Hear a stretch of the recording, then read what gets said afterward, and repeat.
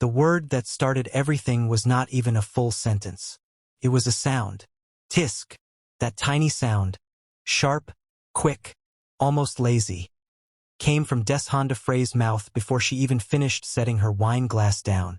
And somehow, in a restaurant full of people talking and laughing and the soft clinking of silverware, Talia Jones heard it perfectly. Maybe because she had been hearing that sound from Deshanda her whole life. Maybe because some sounds just cut through everything else no matter how loud the room gets. Talia did not look up right away. She kept her eyes on the menu. The font was small and she did not have her reading glasses. But she was not about to reach into her purse right then. Not with everyone already looking at her. She could feel it. That specific kind of quiet that falls over a table when people are waiting to see how you react. It was her 42nd birthday. She had chosen the restaurant herself. Yun's Kitchen, tucked into the corner of a wide street in Houston's Midtown. Clean, modern, the kind of place that felt expensive without being loud about it. She had made the reservation 3 weeks in advance because getting a table here on a Friday night required planning. But now, sitting at the head of the long table with 6 of her closest friends arranged around her, or people she had believed were her closest friends, Talia wished she had just stayed home. I'm just saying, Deshanda continued, swirling her wine slowly. 42 is not exactly the age when Korean men start looking your way, Talia. That's all I'm saying. Silence. Then Portia Eubanks laughed. Not a full laugh. A half laugh, the kind that pretends to be polite while being completely the opposite. Deshanda, she started, but she was already smiling, which meant she agreed. What? I said what I said. Deshanda set the glass down. We are her friends. Aren't friends supposed to be honest? Talia finally looked up. Where is this coming from? From love. Deshanda held her gaze. You said you want to meet someone serious. You said you have been thinking about it. I'm just being real with you, baby. You're 42. And the kind of man you're describing, established Korean background, business-minded, those men have options. Young options. I'm not trying to hurt you. I'm trying to prepare you. Riva Colston, sitting 2 seats down, nodded slowly. Riva always nodded when Deshanda talked, like she was watching a sermon. She's not wrong, Riva murmured, barely loud enough to hear but loud enough that everyone at the table caught it. Talia folded her menu. Her hands were steady. She had spent 20 years in corporate real estate. She had sat across from men twice her size who tried to make her feel small in conference rooms. She knew how to hold herself still when something was trying to crack her open. But this was different. This was her birthday. These were supposed to be her people. So the conclusion is, Talia said evenly, that I should just give up. Not give up. Deshanda corrected quickly. Just be realistic. Adjust your expectations. Maybe look at what? Talia asked. At who? Deshanda paused. I'm just saying the pool gets smaller, honey. It's not your fault. It's just how it works. Men like the ones you want, they're not lining up for women our age. Especially not when they have entire industries full of 20-something girls throwing themselves at them. She tilted her head. You're a beautiful woman, Talia. You really are. But beautiful only takes you so far when the calendar says 42. Portia reached over and patted Talia's hand like she was consoling someone at a funeral. We just want you to be happy. With a realistic choice, Riva added from her corner. And then Deshanda said the part that should have stayed locked somewhere inside her chest, if she had even 1 ounce of the love she claimed to have. Listen, no successful Korean man, especially not one who has actually built something, is ever going to look at a black woman pushing 43 and think wife. That's just the truth. You can be upset about it or you can accept it. But that's the world we live in. The table got very quiet.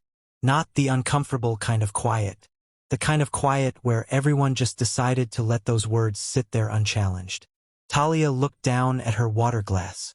There was a thin slice of lemon floating near the edge. She watched it drift. She did not cry. She had passed the age of crying in public over things people said. But something in her chest did shift. The way a door shifts when the wind hits it suddenly. Not broken, just moved. She was still looking at that lemon slice when she heard the chair. It was a deliberate sound. the soft scrape of a chair being pushed back from a table nearby. Calm, unhurried, then footsteps, not rushed, not heavy, but certain, the kind of steps that mean someone knows exactly where they are going. She looked up. The man who walked toward her table was not particularly tall, but something about him filled the space he moved through. He was Afro-Korean, the kind of face that carried two worlds in it without apology. Sharp jaw, dark eyes that moved slowly across the table before settling on Deshanda with an expression that was not quite anger and not quite amusement. Something between the two, something steadier than both. He was wearing a dark jacket over a simple shirt. No tie, no flashiness. But the watch on his wrist was the kind that you only recognized if you already knew what to look for. He stopped beside the table. He looked at Deshanda first, then at Riva, then at Portia. His gaze moved across each of them like he was taking notes and he was not in a hurry. Then he looked at Talia. "I apologize for interrupting," he said. His voice was low, not soft, just controlled. "I was sitting over there." He gestured vaguely behind him, not breaking eye contact with Talia. "And I heard most of that conversation." Deshanda's expression tightened. "This is a private." "I know," he said, without raising his voice, without even glancing at Deshanda. "But I heard something that I couldn't just leave alone." He paused. "You were told that no man with anything going for him would ever look at you seriously. At your age. Because of the calendar." Talia did not answer. He continued, still calm. "That's not an opinion. That's just something someone said out loud to feel powerful. And it doesn't deserve to go unchallenged at someone's birthday dinner." Deshanda made a sound. Something between outrage and disbelief. "Excuse me? Do you even know her?" "No." He said it plainly. "That's why I'm standing here." He finally turned back to Talia. "My name is Lu Jet. I came here to eat dinner alone tonight. But I'd rather eat with you, if you're willing. Separate table. Nothing dramatic. Just two people, a meal, and a conversation that doesn't involve anyone telling you what your age means for your future." The entire table stared. Portia's mouth opened. Riva's hand froze on her wine glass. Deshanda looked like someone had pulled the floor out from under her feet and replaced it with something she did not recognize. Talia looked at Lu Jet for a long moment. She studied his face the way she studied contracts before signing them. Looking for the hidden clause, the thing that didn't add up, the part that would cost her later. She did not find it. Maybe she would find it later. Probably. Most things looked cleaner from the outside. But right now, at her own birthday dinner, surrounded by people who had just finished measuring her worth against a calendar and deciding she had already expired. Right now, something in her said, "Take the seat." She reached for her clutch. She stood slowly. She straightened her dress. Emerald green. The one she had bought specifically for tonight, because she wanted to feel like herself. She picked up her water glass and turned to the table. "Enjoy your dinners," she said, and she walked away. The sound of Deshanda's voice trying to find words behind her was possibly the best birthday gift Talia Jones had ever received. Lu Jet pulled out the chair at his table by the window. Talia sat. He sat across from her. A server appeared immediately, almost like the man had arranged it in advance, though that was probably just coincidence. Probably. They looked at each other across the small table. "You didn't have to do that," Talia said. "I know." He hesitated just briefly. "But some things need to be interrupted." She looked at him. "You're Lu Jet." Yes. She had heard the name before. Somewhere in the overlap between the business world and the other world that powerful men sometimes lived in quietly. She had never had reason to know more than the name. Now the name had a face, and that face was sitting across from her on her 42nd birthday after walking over to defend her from her own friends. The world, she decided, was a deeply strange place. "Well?" she said, and a small, real smile moved across her face for the first time all night. "Happy birthday to me." Lu Jet looked at her for a moment, and then something shifted at the corner of his mouth. Not quite a smile, but close. "Happy birthday," he said.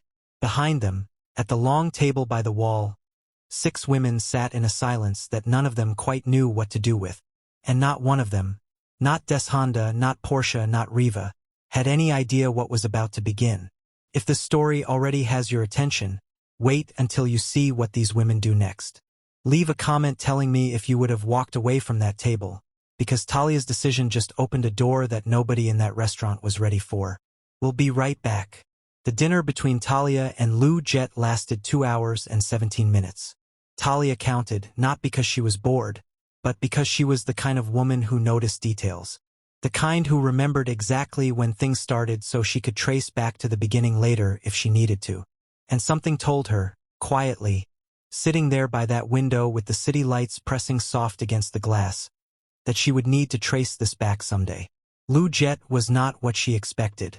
That was the first thing that settled into her. She had expected someone who talked about himself. Men who walked the way he walked usually did. But he asked her questions instead. Not surface questions.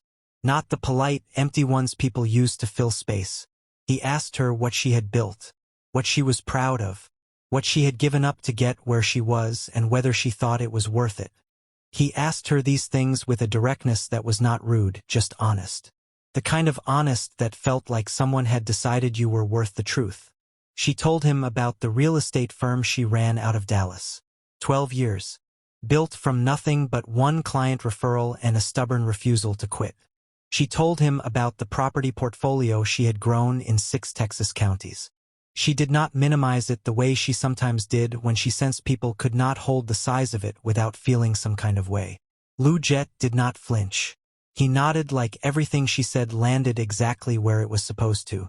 "You didn't shrink any of that just now," he said at one point. She looked at him. "Why would I?" He paused. "Most people do. In front of someone they just met." "I'm 42, she said simply. "I left shrinking somewhere in my 30s. He looked at her with something that was not quite admiration but was sitting right beside it. They talked about Houston, about Dallas, about the way Texas could hold enormous ambition inside small towns and massive cities all at once. They talked about his work. He was careful about details, which she noticed and did not push.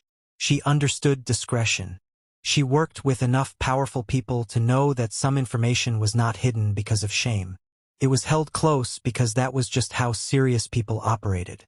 By the time the table was cleared, something had shifted between them. Not dramatically.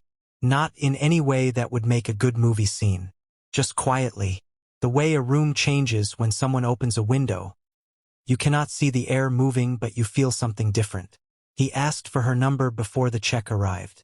She gave it to him. He drove her to her car himself. Said good night in the parking lot. No lingering. No performance. Just a man who had made a decision and was moving accordingly. Talia sat in her car for a moment before starting the engine. She was smiling. She could not fully explain it, and she did not try to. Deshanda Frey called at 9:47 the next morning. Talia saw the name on her screen and let it ring twice before answering. "Good morning," Talia said. "Don't good morning me." Deshanda's voice was tight, stretched thin like fabric pulled too hard. "Who is that man?" "Lou Jet." Talia set her coffee mug down. "He introduced himself." "I know his name, Talia. I'm asking who he is to you." "Someone I had dinner with." A pause. Long enough that Talia could hear Deshanda breathing on the other end. "You know who he is," Deshanda said finally. "In the business world. You know what people say about him. People say a lot of things about a lot of people." "Talia." "Deshanda." Talia kept her voice even. Steady. The way she kept it in negotiations. "Last night was my birthday, and last night, you sat at my table and told me that no man worth anything would ever want me seriously. Because of my age. In front of our friends." She let that breathe for a second. "So I'm genuinely confused about why you're calling me to warn me about a man who did the exact opposite of everything you said." Another long pause. "I was being honest with you," Deshanda said. But the certainty in it had gone soft around the edges. "No," Talia said quietly. "You were being something, but it wasn't honest." She picked her coffee back up. "I'll talk to you later, Deshanda." She ended the call. She did not feel angry. Maybe she should have. But mostly she just felt clear. The way the sky looks after a long rain, washed of everything that had been sitting in it. Lou Jet texted that afternoon. Just one line. Are you free Thursday evening? She typed back, I can be. What Talia did not know, what she had absolutely no reason to suspect, was that the moment Deshanda put her phone down after that call, she made another one. To Portia. Then Portia called Riva. And within 48 hours, the three of them were sitting together in Portia's living room in the River Oaks area of Houston. And the conversation happening in that room was nothing like the casual gossip it looked like from the outside. She's actually going to see him again, Portia said. She had her legs tucked under her on the couch, a throw pillow pressed against her chest like a shield. Thursday.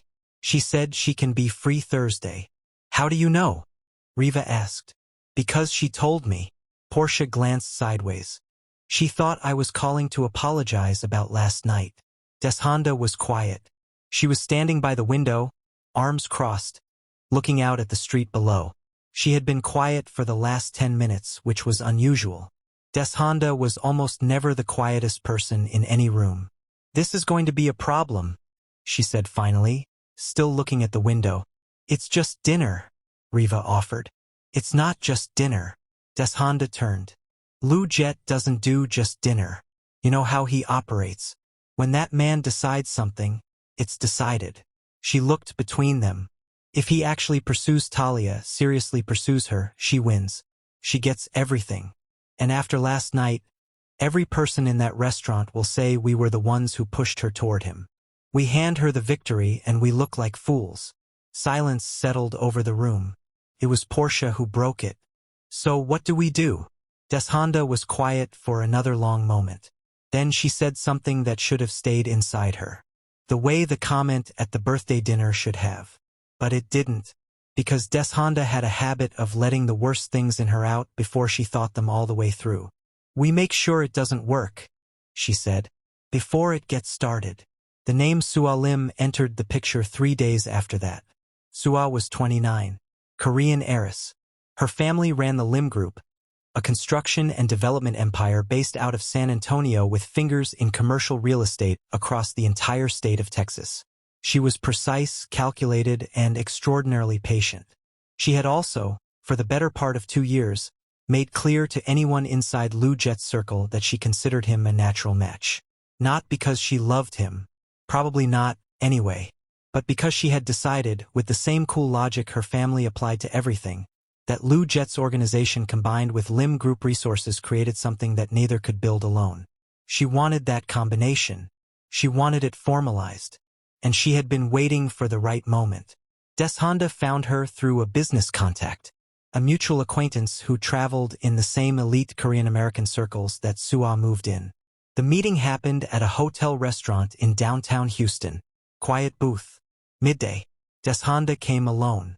Sua arrived exactly on time, sat down, ordered sparkling water, and looked at Deshanda with eyes that gave away nothing. You said you had information about Lou Jet, Sua said. No greeting, no warmth, just the subject. I have more than information, Deshanda said. I have a situation, and I think we can help each other. She laid it out carefully. Lou Jet had met someone, a black woman, 42. No family connections to speak of in the circles he operated in. No history with his world. A real estate woman from Dallas who had wandered into his path by accident. Sua listened without blinking. And you want me to do what exactly? She asked when Deshanda finished. I want you to make sure he looks at her differently, Deshanda said. Before this gets serious. Before she gets her footing. Sua was quiet for a long moment. She turned her water glass slowly in her fingers.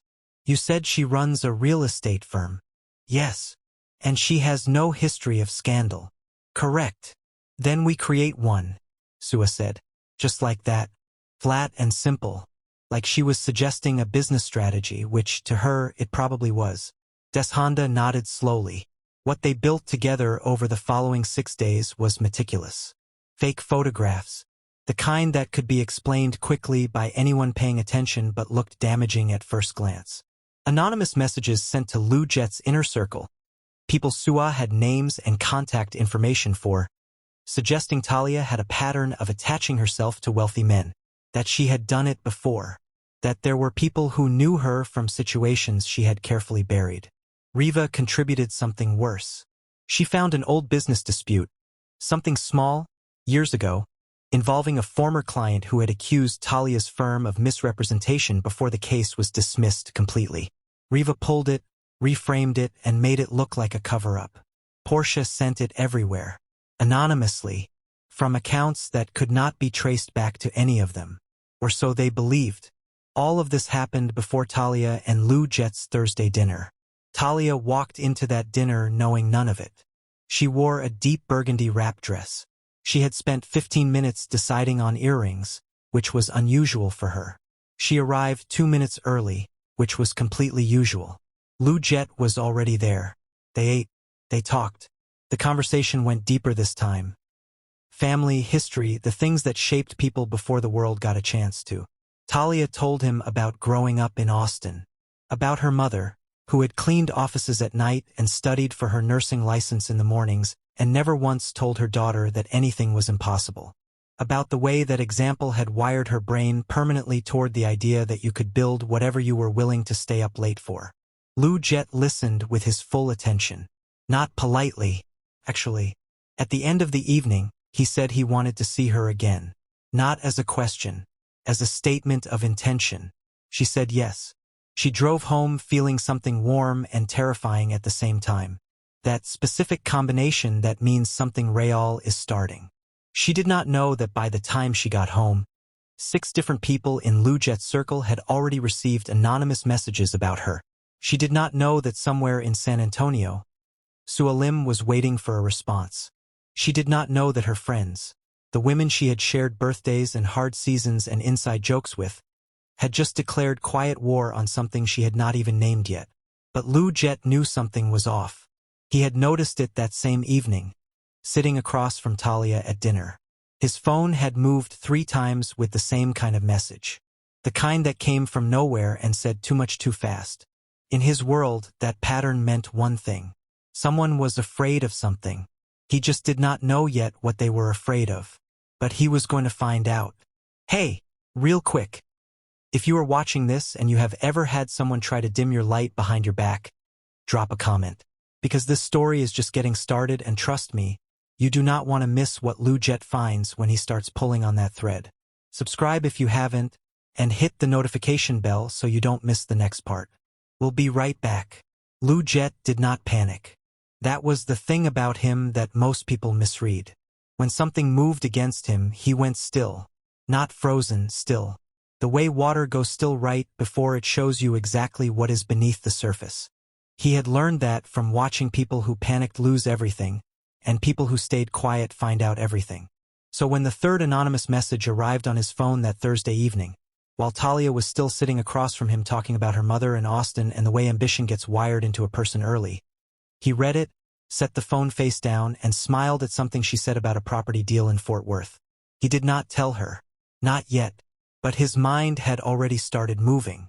His assistant's name was Miho Bay. 34 years old, quiet in the way that very intelligent people are quiet. Not because they have nothing to say, but because they are always listening for the thing underneath what is being said. Miho had worked with Lou Jet for 9 years.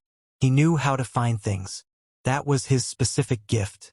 Not force, not intimidation, just the patient, methodical ability to follow a thread until it led somewhere real.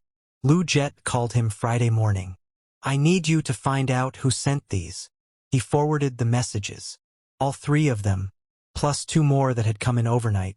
These ones sent to Kress, his head of operations, and to his Aunt Una, who had nothing to do with business but whose opinion mattered enormously inside the family. Miho looked at them. Anonymous accounts. Yes. Give me 4 days, Miho said. You have 3, Lou Jet told him. Talia, meanwhile, was having a completely different kind of Friday. She was back in Dallas by mid-morning. Her office was on the 14th floor of a building on McKinney Avenue, and she liked it up there. Liked being able to see a wide piece of the city while she worked. It reminded her how much space existed, how much was still possible. She had back-to-back meetings until 2 in the afternoon. A commercial property review. A contractor dispute that had been dragging for 6 weeks. A call with a city planning contact about a mixed-use development she was trying to get approved in South Dallas. She handled all of it cleanly, the way she always did. It was only after the last call ended and the office got quiet that she let herself think about Thursday evening. About Lou Jet. About the way he had looked at her when she talked, like she was saying something worth memorizing. She was not a woman who daydreamed easily. Her brain was built for problems, not fantasies. But she sat there for a few minutes and let herself just feel the quiet warmth of something new without immediately trying to analyze it to death. Her phone buzzed. A text from Portia. Hey girl, haven't heard from you. You good? Talia stared at it for a moment. Probably Portia was genuinely checking in. Maybe. But something had shifted in the way Talia read these messages now. The way you start reading fine print after the first time a contract surprises you. She typed back a short reply. All good. Busy week. And left it at that. She did not mention Lou Jet. Something told her not to. She did not know yet that her instincts were the only thing running ahead of a fire she could not see. Sua Lim received her first piece of feedback on Tuesday. One of Lou Jet's cousins, a man named Tae-jin who handled family investments and who Sua had cultivated carefully over the past year, sent her a brief message. The information reached the right people. Some concern has been raised. Sua read it twice, set her phone down, picked it up again. She told Deshonda. Deshonda told Portia and Riva. And in Portia's River Oaks living room, for the second time in 2 weeks, 3 women sat together with the specific energy of people who believe they are winning. It's working, Portia said. She was smiling in a way that did not look like her normal smile. Tighter, sharper. It's only starting to work, Deshonda corrected. But she was pleased too. You could hear it in the way her voice had loosened. We need to make sure the family keeps talking. Sua's connection to Tae-jin is the most important piece right now. And Talia still doesn't know anything? Riva asked. Nothing, Deshonda confirmed. She thinks we're just doing our lives. Riva nodded slowly. Good. What none of them noticed, because they were too busy feeling like they were winning, was that they had started making mistakes. Small ones. But still. The fake business dispute document that Riva had pulled and reframed had one problem. It was too detailed. Whoever had put it together clearly had access to case information that only someone close to Talia would have. Most people would not catch that. But Miho Bay was not most people. He flagged it by Sunday. He called Lou Jet at 8:14 in the morning. The anonymous accounts trace back to 3 different proxy setups, Miho said. But 2 of them used the same third-party document service to generate the files. I found the account registration. Name? Lou Jet asked. The account is under a shell. But the billing email, Miho paused. It's connected to a woman named Riva Colston. Houston address. And the business dispute document she used, it was from a dismissed case. Public record, technically. But the specific framing, the language used, it's written by someone who knows Talia personally. Someone who has heard her talk about her business in detail. Lou Jet was quiet for a moment. That's not a stranger, he said. No, Miho agreed. That's someone who sat across from her at dinner. Another silence. Keep going, Lou Jet said. I want all of it. Every person connected to this. Every message. Every account. I want the whole picture before I move. There's one more thing, Miho said carefully. The messages that went to your Aunt Yuna and to Cress, those were sent from a different account. Cleaner setup. But the content references specific details about your schedule and your family structure that only someone inside certain circles would know. He hesitated. I think there's a second source. Someone closer to your world. Lou Jet already knew the name before Miho said it. Sua Lim, Lou Jet said. Miho confirmed it quietly. Lou Jet did not say anything else for a long moment. He looked out the window of his Houston office. The city was gray that morning, clouds sitting low and heavy over the skyline. He thought about the birthday dinner, about the sound of Talia's friends dissecting her worth out loud while she sat there holding herself together with both hands, about the look on her face when she stood up from that table, Not broken, but something close to it. Something that would have become broken if it had kept going unchallenged. He thought about how someone could sit across from another person for years, call them a friend, share meals and celebrations in hard seasons, and then turn around and build a case against them out of lies and old paperwork and borrowed cruelty. He felt something then. Not rage, he had moved past the age of rage as a first response, but a very deep, very settled anger. The quiet kind. The kind that does not yell. The kind that moves. Document everything, he told Miho. Every piece. I want it clean and I want it complete. And I want it done before the family banquet. That's in 12 days, Miho said. I know, Lu Jet said. The overconfidence came fast. That was the thing about people who believed a plan was working. They stopped being careful. Honda started referencing the situation in vague terms at a lunch with mutual acquaintances. Not naming names. But enough. Portia mentioned to someone in her social circle that Talia had gotten involved with someone way out of her league, and that it probably would not last. Riva sent a second document, this one, she thought, completely untraceable, to 2 more people in Lu Jet's extended network. That second document was the fatal mistake. Because Riva, in her hurry, forgot to scrub the metadata. And Miho found it within 6 hours. The metadata showed the document had been created on a specific laptop. The laptop's registered ID tied to a service account. The service account tied to Riva's home internet provider in Houston. Miho had the full chain by Wednesday evening. He laid it all out for Lu Jet in a 40-minute meeting. Every piece, every account, every connection between Riva Colston, Portia Eubanks, Honda Frey, and Sua Lim. The fake photographs, the reframed case file, the anonymous messages sent to family members and operations staff, the coordination, the timeline, all of it, sitting in a neat folder on the table between them. Lu Jet looked at it for a long time without speaking. Then he said, "She doesn't know any of this." Miho understood immediately who he meant. No. Nothing in what we found suggests Talia was aware of or involved in any part of it. Of course not, Lu Jet said. Not with surprise. Just with the flat certainty of a man who had already known. He closed the folder. Set up a meeting with my lawyer, he said. And I need to speak with Cress. And, he paused. I need to call Talia. Talia was in a site walkthrough in Plano when her phone rang. She almost let it go to voicemail. She was in the middle of pointing out a structural concern to her contractor. But she saw the name and stepped aside. Lu Jet, she answered. Are you somewhere you can talk privately? He asked. His voice was the same, controlled, low. But something in the texture of it was different. More deliberate. She walked away from the contractor, past a half-finished corridor, out to a side stairwell. I am now, he told her. Not everything, not with every detail, but enough. Enough that she understood what had been built against her and by whom. She stood in that stairwell and listened without interrupting. Which was the thing she always did when information was serious. She held it, let it land.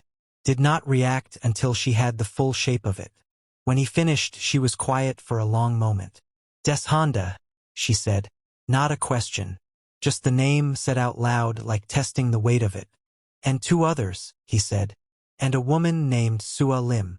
Talia closed her eyes briefly. She thought about the birthday dinner. About Deshanda's voice. No successful Korean man is ever going to look at a black woman pushing 43 and think wife. She thought about the hand Portia had patted hers with. The nod Riva had given. The way all 3 of them had worn concern like a costume over something that was never concern at all. How long have you known? She asked. The investigation confirmed everything this week, he said. But I knew something was wrong the night we had dinner. The messages were too fast. Too coordinated. That doesn't happen by accident. She nodded to herself. What are you going to do? He paused. Just briefly. What I should do. But I wanted you to hear it from me first. Not from anyone else. Not as rumor. Another pause. You deserved to know before it becomes public. She held the phone. Something moved in her chest. Not the grief she expected. Something else. Something that felt like being seen. Fully. without the flattering filter that made being seen feel comfortable. "Thank you," she said, "for telling me." "Of course," he said. After they hung up, she stood in the stairwell for another minute. The building around her was half-built. Exposed beams, concrete floor, the smell of fresh lumber and dust. She thought, "I built things in rooms that looked exactly like this. Unfinished, uncertain, and they became something real." She straightened her jacket and walked back to her contractor. She had work to do. The news broke across Lou Jet's network quietly but completely. His lawyer sent formal correspondence to Sua Lim's family. The documentation was attached, every piece of fabricated evidence, every anonymous account, every coordinated message. The letter made no threats. It did not need to. The documentation was enough. Within the Afro-Korean business community that Lou Jet operated in, tight, interconnected, reputation-driven, the truth moved the way truth always moves when it finally gets out. Fast. Unstoppable. Through every connection and corridor and meeting room, people who had received the anonymous messages about Talia now received the full documented truth about who had sent them and why. Colleagues, family members, business contacts. Kress called Lou Jet that evening. "The Lim family is trying to contain it," he said. "They won't be able to," Lou Jet said simply. He was right. By the end of the week, Sua Lim's social presence in Houston's elite circles had gone very, very quiet. The kind of quiet that comes when people who used to return your calls suddenly remember they have other things to attend to. Deshonda, Portia, and Riva found out through different channels. Portia heard it from a mutual acquaintance who mentioned it casually, not knowing Portia was involved. Riva saw it in the reaction of someone she ran into at a coffee shop in the Galleria area. A woman who had always been warm to her and who was suddenly, politely distant. Deshonda found out directly. A message came to her personal phone. From an unknown number. Contained one attachment. The full documented chain, including her name, Portia's name, Riva's name, every account, every fabricated file. And a single line of text beneath it. Asterisk, "This is what was found. This is what will be presented at the family banquet. You may want to prepare accordingly." Asterisk. Deshonda stared at her phone screen for a very long time. Her hands, for the first time in a long time, were not steady. She called Portia. Portia did not answer. She called Riva. Riva answered on the fourth ring, and when she heard what Deshonda said, she went silent in a way that communicated everything. They had been certain they were invisible. They had been certain the plan was clean. They had been certain that Talia would be discredited, Lou Jet would pull away, and everything would return to the shape they were comfortable with, the shape where Talia Jones was the one without the love story, and they were the ones who got to define what she was and was not worth. But the trap they had built so carefully had closed around them instead. And now, 12 days away, was the family banquet. Hey, before we get to the final part of this story, I need you to do something. If you have been watching this from the beginning and you did not see these twists coming, comment the word "caught," because that is exactly how Deshonda and her friends are about to feel. And if someone shared this video with you, go thank them, because the last scene is where everything comes together. Subscribe and hit the bell so you are here when we drop the final part. Let's finish this. The family banquet was held on a Saturday evening. And nobody in that room was ready for what Lou Jet was about to do. The venue was the Rosewood Mansion on Turtle Creek in Dallas. A place that carried itself with the kind of quiet authority that did not need to announce anything. High ceilings, dark wood, the kind of lighting that made everyone look like they were part of something important. Tables dressed in white and gold. 53 people gathered: Lou Jet's immediate family, extended relatives, senior members of his organization, and select business partners whose presence had been requested specifically. Sua Lim was there. She had come with her father, Dae-Young Lim, and 2 of her older brothers.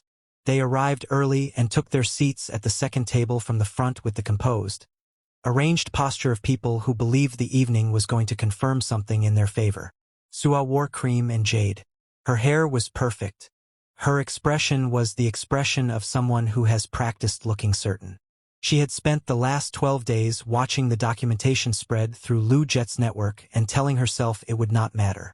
That, at the end of the day, the Lim family connection was too valuable. That Lu Jet was a practical man.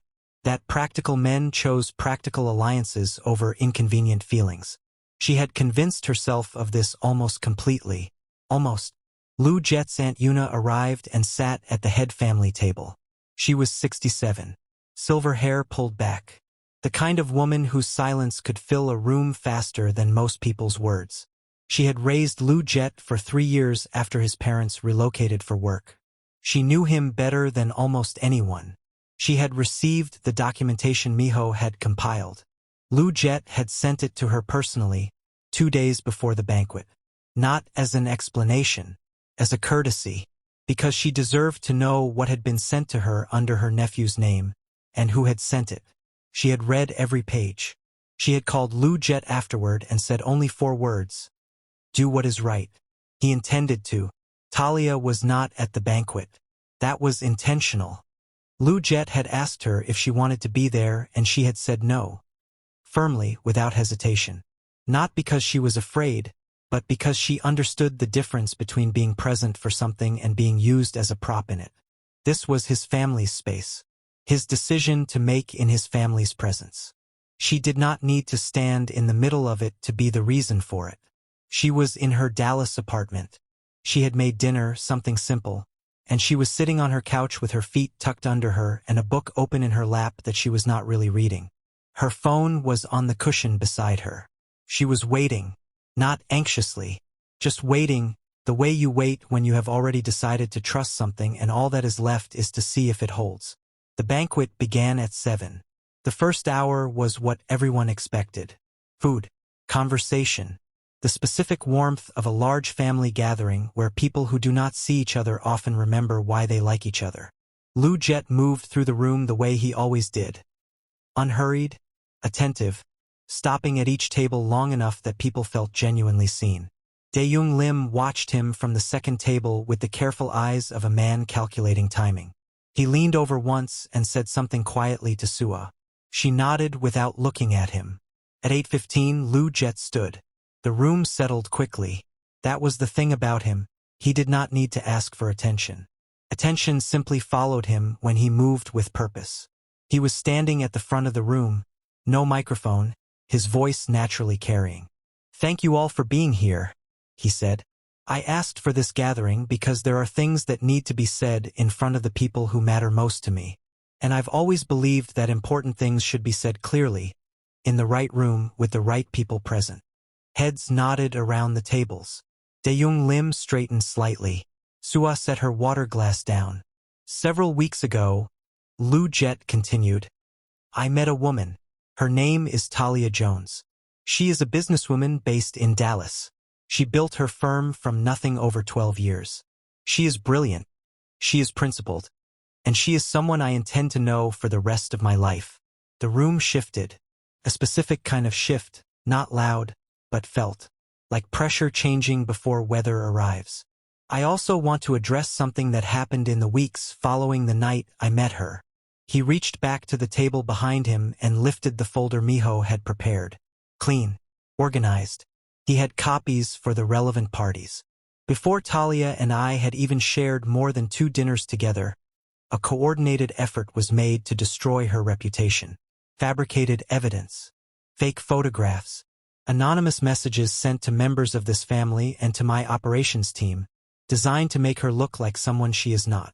Total silence. "I want everyone in this room to understand what was actually found." He opened the folder. The fabricated evidence was created and distributed by 3 women, Deshonda Frey, Portia Eubanks, and Reva Colston.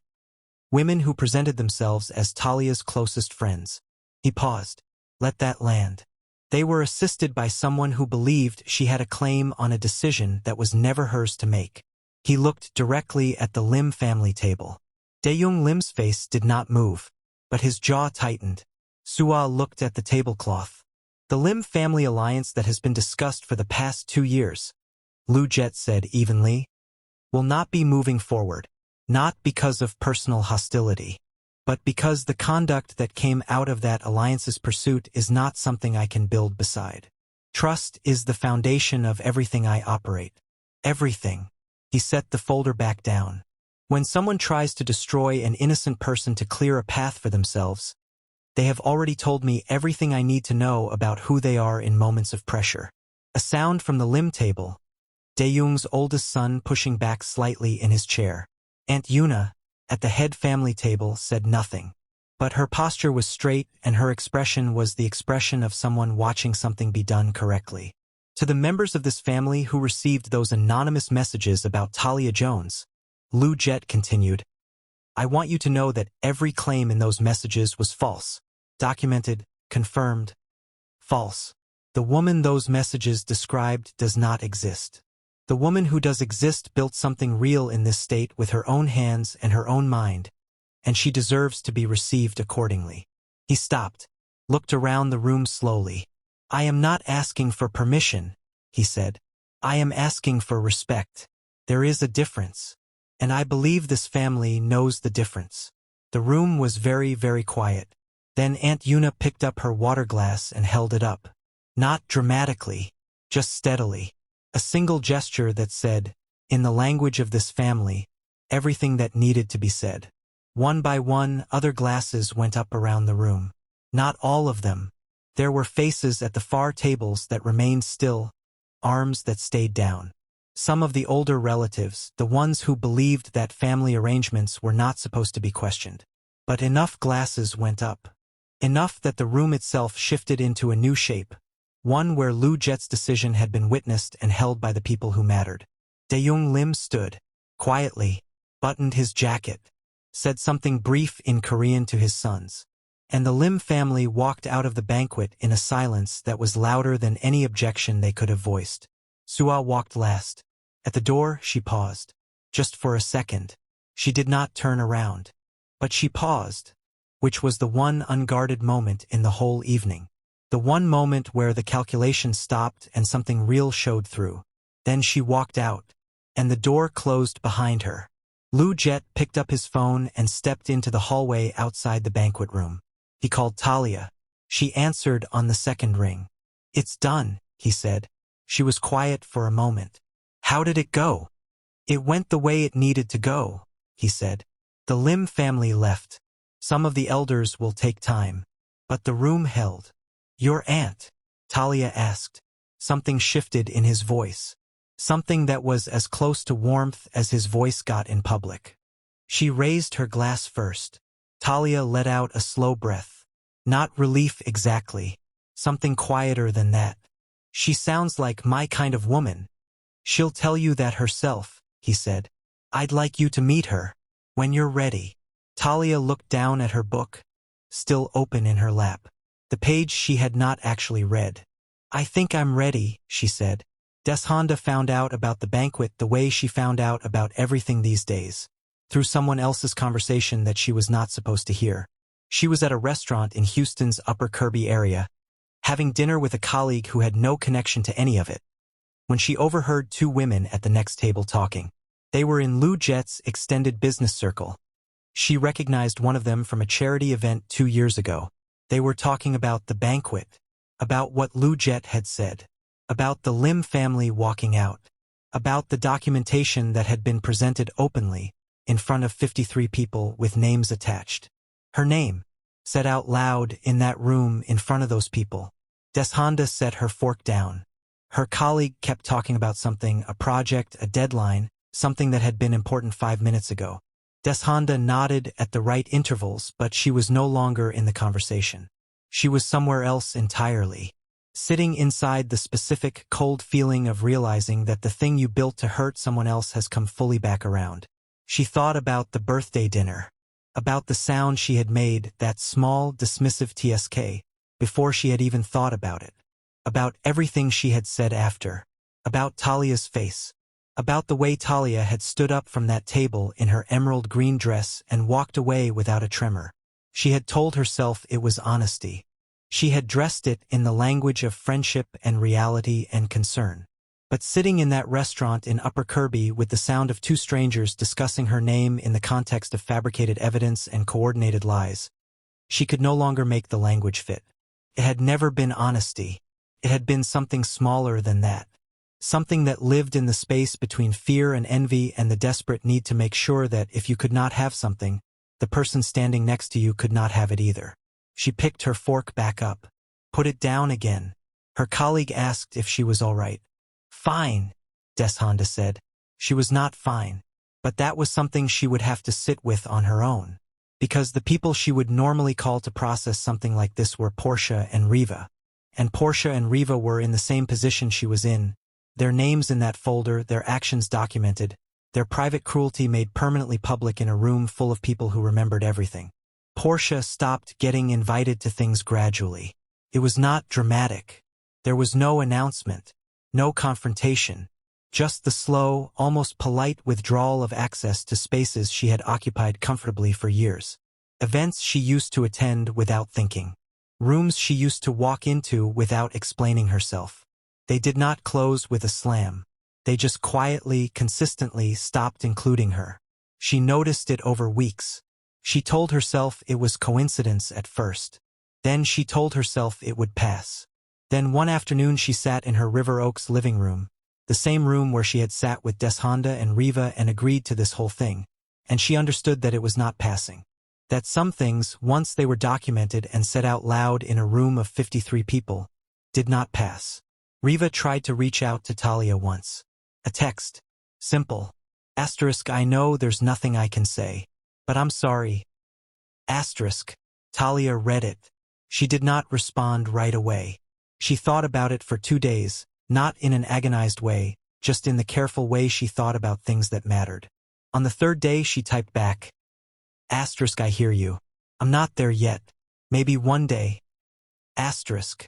She put the phone down and went back to work. Maybe one day was more than Riva deserved, and Talia knew that. But Talia was not the kind of woman who let what other people deserved determine who she was going to be. That was the thing her mother had built into her, that your character was not a response to other people's behavior. It was something you kept for yourself.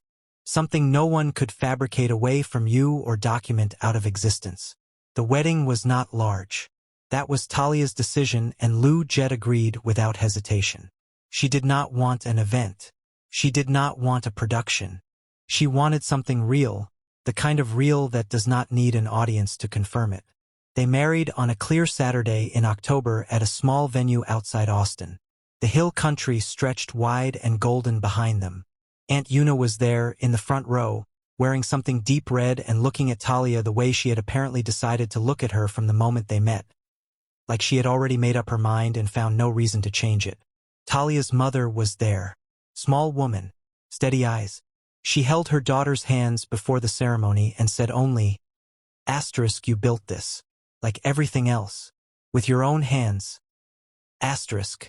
Talia did not cry at that either. But it was close. The ceremony was brief and honest and entirely theirs. The words they exchanged were not performed. They were said in the specific way that people say things they have already decided. Not as promises made in the heat of a moment, but as facts stated between two people who have done the work of knowing each other and chosen accordingly. There were 30 people there. People who had earned their seat at that event through consistency and truth. Not one of the 6 women from the birthday dinner was among them. They saw it anyway, not the ceremony itself, but the photographs that found their way into the circles they moved in. Lou Jet in a simple dark suit. Talia in an ivory dress, not elaborate, just exactly right. Aunt Una laughing at something in the background of one photograph. Talia's mother with her hands pressed together looking at her daughter like she was watching the proof of something she had believed for 40 years. Deshonda saw one of the photographs on a mutual contact's social media. She did not comment, did not react. She scrolled past it and then sat very still for a long time. She thought about the TSK, that sound, that one small, careless, revealing sound that had started everything. She had made it because she assumed Talia's future was already written. Because she had looked at a 42-year-old black woman and decided, without even asking, what was and was not possible for her. She had dressed that assumption in friendship and called it honesty and sent it across a birthday table like it was a gift. And that assumption, that small, certain, deeply wrong assumption, had been the first domino. It had brought Lou Jet to the table. It had started the dinner. It had started everything. The humiliation Deshanda had planned for Talia had become, in the most direct and undeniable way, the exact reason Talia found the love Deshanda had insisted she would never have. There was no word for that specific kind of reckoning. Not quite irony. Not quite justice. Something that sat between the two and felt, from the inside, like the universe had a very long memory and very precise aim. Talia stood on the small porch of the hill country venue after the ceremony, while people moved inside for the dinner. The air was cool. The sky was doing what Texas skies do in October, spreading out in every direction, enormous and unhurried, like it had decided to show off. Lou Jet came and stood beside her. They looked at the view for a moment without talking. "You know what I keep thinking about?" she said. "Tell me," he said. "That sound," she said. "That tisk. The one that started all of it." She shook her head slowly. "If she hadn't made that sound, you never would have walked over." He was quiet for a moment. "Probably not," he agreed. "So in a way," Talia said, and something like a smile moved across her face. "I owe her." Lou Jet looked at her sideways. "Don't tell her that." Talia laughed. A real laugh. The kind that comes from somewhere deep and unguarded. He looked at her when she laughed, with the same attention he had looked at her that first evening at Yun's kitchen. The kind of attention that does not perform itself. The kind that simply stays. The hill country spread gold and wide in front of them. The dinner waited inside. The life they had chosen waited past that. And somewhere in Houston, in a River Oaks living room that had hosted the beginning of a plan that had completely undone itself, a woman sat alone with a photograph on her phone and the specific, permanent weight of understanding that some sounds, once made, cannot be taken back. That sometimes the cruelest thing you say about someone else's future becomes the road that leads them directly to it. And that 42 was not an expiration date. It was, as it turned out, exactly the right time. If you made it to the end of this story and you felt every twist and turn, comment the word Rosewood right now so I know you were here for all of it. And if you know someone who has ever been told they are too old, too late, or too much, share this video with them today. Because sometimes the people counting you out are doing you the biggest favor of your life. Thank you so much for watching. I will see you in the next one.